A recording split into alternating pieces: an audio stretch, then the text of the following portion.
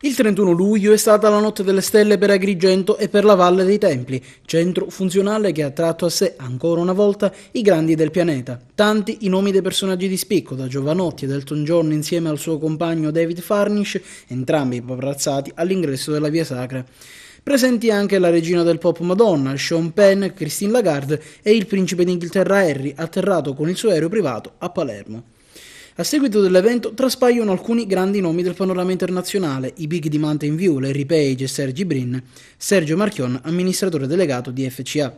La serata ha visto protagonista il celebre musicista Lenny Kravitz, che ha intrattenuto i VIP in un'esibizione che passerà alla storia per la valle.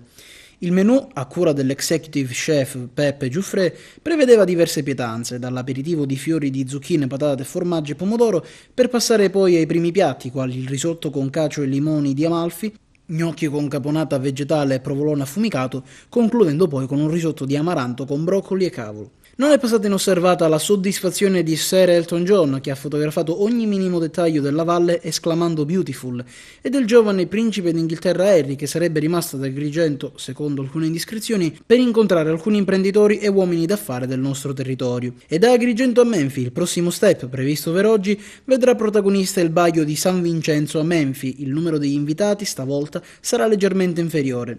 Non a caso è stato scelto il Baio. La sua posizione decentrata dal centro urbano permette una maggiore riservatezza, necessaria questa sera, poiché sembrerebbe che i colossi di Mountain View abbiano intenzione di investire sulla costa che da Menfi arriva sino a Mazara del Vallo, volendola trasformare in una specie di Costa Smeralda sicula.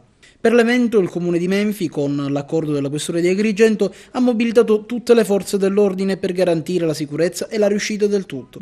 Una grande occasione per Agrigento per partire e ripartire, per promuovere le bellezze artistiche, culturali ed enogastronomiche che la città dei templi, tutta la provincia, possono offrire a chi decide di visitarla e conoscerla.